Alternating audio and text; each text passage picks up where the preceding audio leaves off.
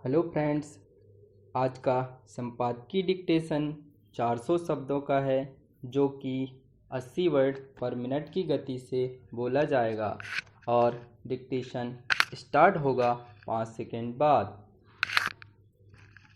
Start.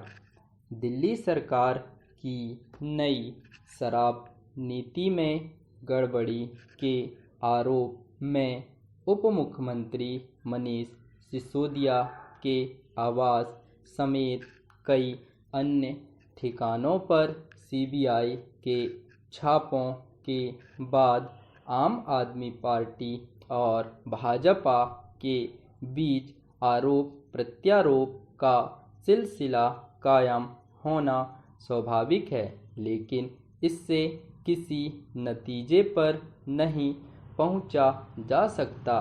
नतीजे पर तो तभी पहुंचा जा सकता है जब सीबीआई उन आरोपों को अदालत के समक्ष सही साबित करे जो शराब नीति में बदलाव के सिलसिले में सामने आए हैं। दिल्ली के उपराज्यपाल की ओर से शराब नीति में घोटाले की जांच के आदेश देने के बाद जिस तरह उस नीति को बदल दिया गया, उससे कुछ सवाल अवश्य उठे हैं। इन सवालों की अनदेखी नहीं की जा सकती।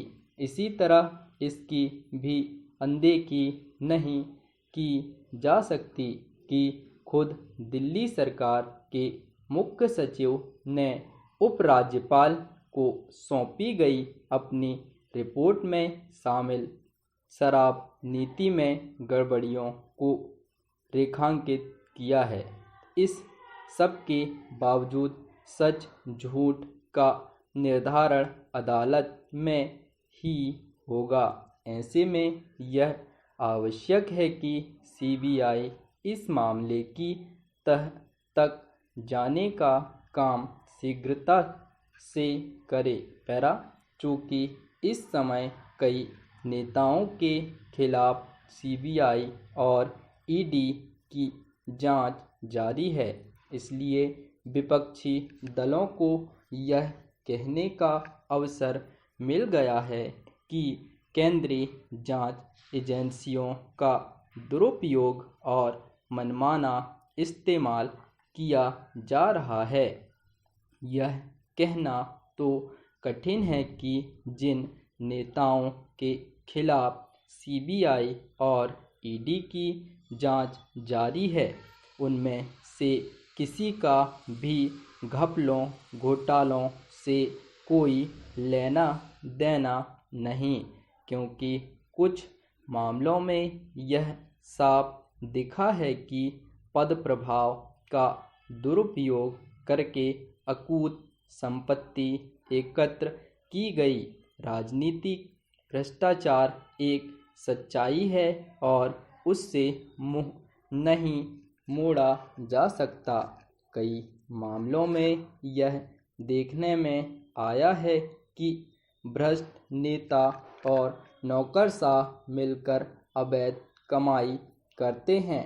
जब भी नेताओं के खिलाफ कार्रवाई होती है तो यही शोर मचता है कि राजनीतिक बदले की भावना से काम किया जा रहा है। इस शोर से तभी बचा जा सकता है जब जांच एजेंसियां भी तेजी से काम करें और अदालतें भी। सच तो यह है कि ऐसी कोई व्यवस्था बननी चाहिए जिससे नेताओं और नौकरशाहों के मामलों की जांच कहीं अधिक प्राथमिकता के आधार पर हो। यह इसलिए और आवश्यक है क्योंकि कुछ मामलों में उन नेताओं का भी महिमा मंडन होता है जिन्हें अदालतें सजा सुना चुकी होती हैं। ऐसा इसलिए हो रहा है क्योंकि उनके मामलों का निस्तारण उच्चतर अदालतों से होना शेष है। यह ठीक नहीं कि जब कभी किसी मामले में जांच एजेंसियां और निचली अदालतें अपना काम समय रहते सही से कर देती हैं तो उच्चतर अदालतें उनका निस्तारण करने में देर कर देती हैं। स्टॉप।